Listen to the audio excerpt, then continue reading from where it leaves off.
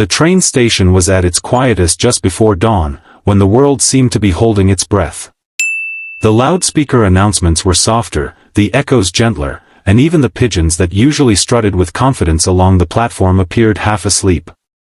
It was in this narrow window of stillness that Sarah sat on a cold metal bench, her hands wrapped around a paper cup of tea that had long since stopped steaming. She had arrived early on purpose. Being early gave her time to think, and thinking was something she both needed and feared. The city was only beginning to wake up, but her mind had been awake all night, replaying conversations, decisions, and the quiet ache that followed her everywhere these days. The bench creaked when she shifted her weight, and she stared at the tracks as if answers might rise from the steel rails. A few benches away sat an elderly man. He wore a neatly pressed coat that looked a little too thin for the winter morning, and a wool cap pulled low over his ears. His hands rested on a walking stick, fingers curled around it as though it were the one thing anchoring him to the world. He wasn't looking at his phone or reading a newspaper. He was simply watching the horizon, where the sky was slowly turning from deep blue to pale gray.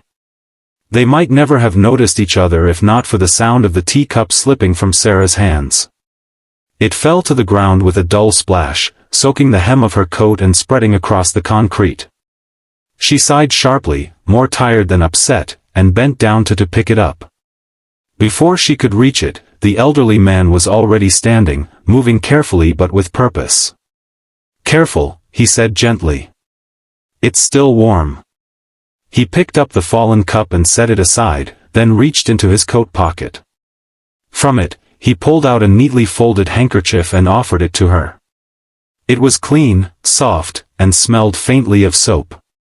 "Oh, no, that's okay," Sarah said automatically, embarrassed by the sudden attention.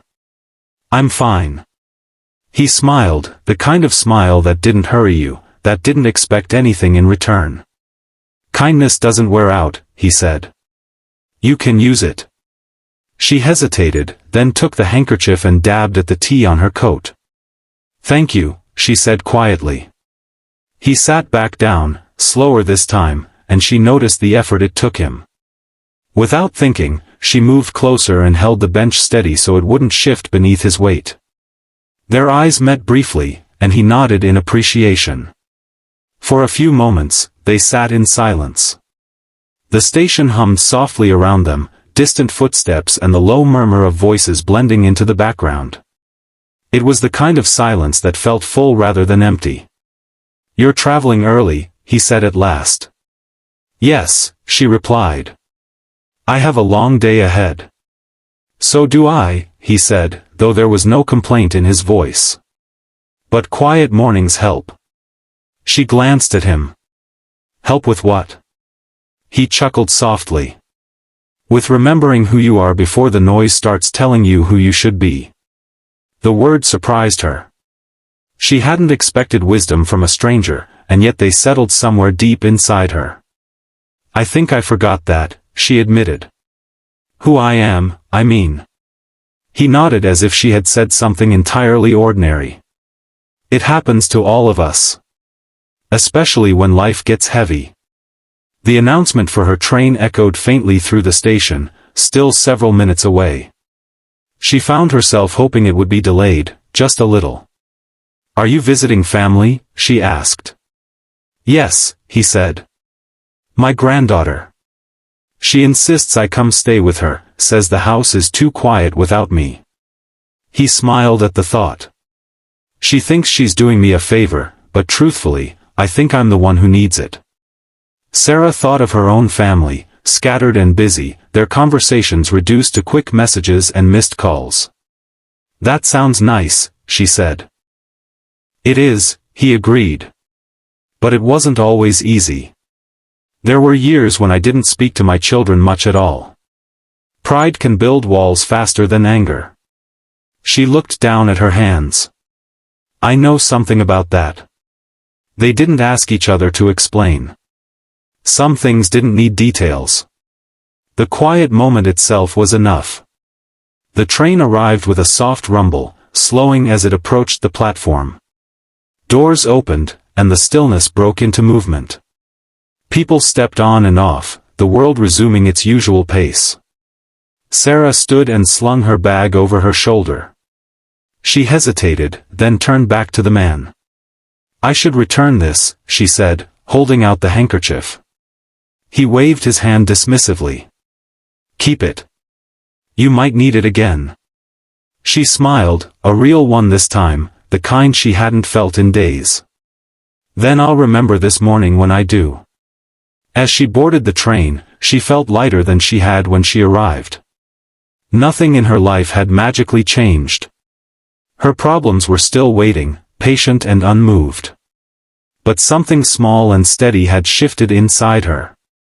Through the window, she saw the elderly man watching the train depart. He lifted his hand in a brief wave, and she waved back until the station slipped out of view. Hours later, the day unfolded exactly as she had feared.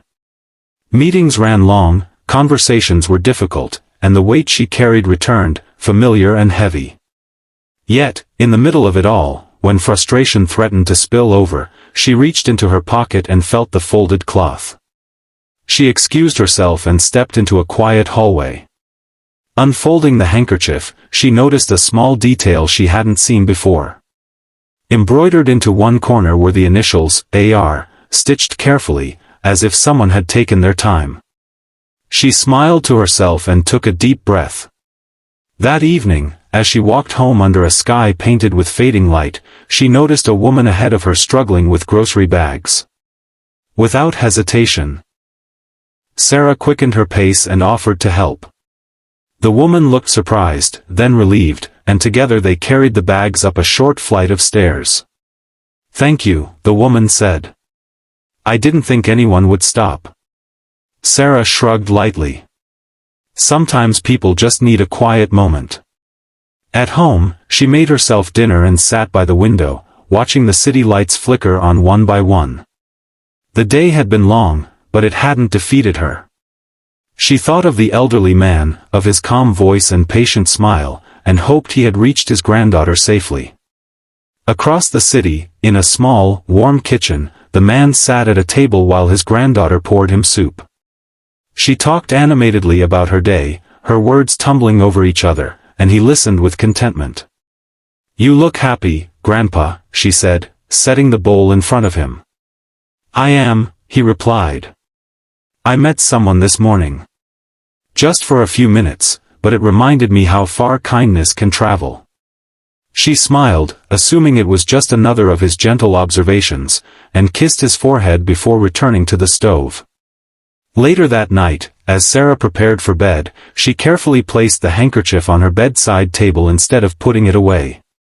It wasn't just a piece of cloth. It was a reminder that even in the quietest moments, when no one seemed to be watching, kindness could appear and change the shape of a day. She turned off the light and lay in the darkness, listening to the steady rhythm of her breathing. For the first time in a while, her thoughts slowed, and sleep came easily. The world would be loud again tomorrow. Problems would still exist, and days would still be demanding. But somewhere between a spilled cup of tea and a shared silence on a cold platform, she had learned something important. Kindness didn't always arrive with grand gestures or dramatic words. Sometimes, it came softly, in a quiet moment, asking only to be noticed and carried forward.